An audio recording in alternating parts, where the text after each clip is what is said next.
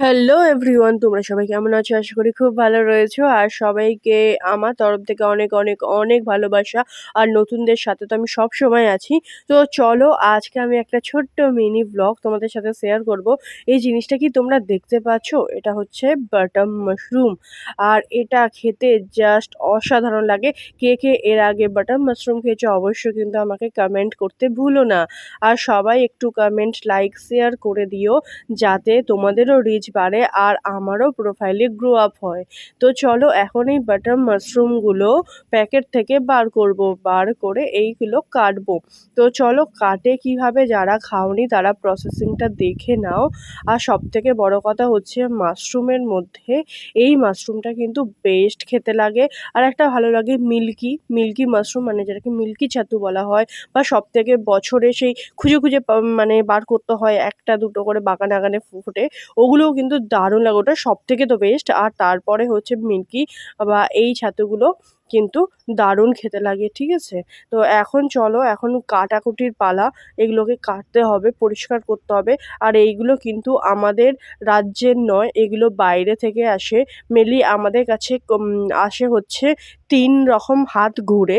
ফার্স্টে আসে হচ্ছে চাষিরা, মানে যারা বাইরের রাজ্যে চাষ করে তাদের থেকে যারা কেনে, তারা হচ্ছে একদম আ এক ল ১ লরি, ২ লরি এরমভাবে কেনে। কারণ লরি করে এগুলো আসে বাইরে থেকে।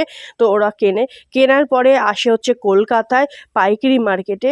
পাইকারি মার্কেট থেকে নেয় হচ্ছে আমাদের এখানকার যারা দোকানদার, সেই দোকানদাররা, সেই দোকানদারদের থেকে আমরা কালেক্ট করি। মানে প্রায় ৩টে-৪টে হাত ঘুরে তারপরে আসে। তার জন্যই এটার দাম কিন্তু অনেকটাই বেশি পড়ে যায়। কারণ এরকম ২০০ গ্রামের একটা প্যাকেট কোনো জায়গায় ৫০ টাকা, কোনো জায়গায় ৬০ টাকা, ঠিক আছে? এরকম দাম পড়ে যায়। তো চলো আমার এগুলো কাটাকুটি শেষ হয়ে গেছে, ঠিক আছে? তো এরকমভাবে দাম পড়ে যায়, ঠিক আছে?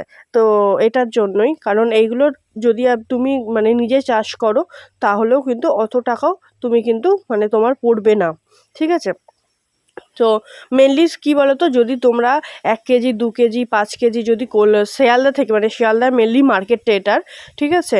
আমাদের ওয়েস্ট বেঙ্গলে বেশিরভাগই তো শিয়ালদা থেকে কেনো, তাহলে কিন্তু একদমই তোমার হচ্ছে কম এতে পাবে। তো যাই হোক চলো, এখন আমি হচ্ছে যেদিন আমি কিনেছিলাম সেদিনকে শনিবার ছিল, তার জন্য করতে পারিনি। তো তার পরের দিন করছিলাম।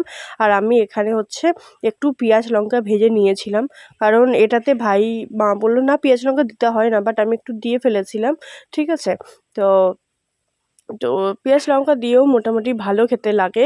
কিন্তু আমার মনে হচ্ছে পেঁয়াজ লঙ্কা ছাড়াই, মানে ছাড়াই যদি করা হয় শুধু নুন দিয়ে, ঠিক আছে, তাহলে কিন্তু আরও বেস্ট লাগে। কারণ এর আগে যতবারই রান্না করেছে আমার মা রান্না করেছে, আমি কোনোদিনই বাটার মাশরুম রান্না করিনি, এটা হচ্ছে আমার ফার্স্ট টাইম। তো দেখো কতটা মাশরুম ছিল আর কোনটুকু হয়ে গেছে, মানে একজনেরই পোষাবে না। তো যাই হোক, কেমন লাগলো ভিডিওটা অবশ্যই কমেন্টে জানিও, আর শেয়ার করে দিও। Tata, bye bye.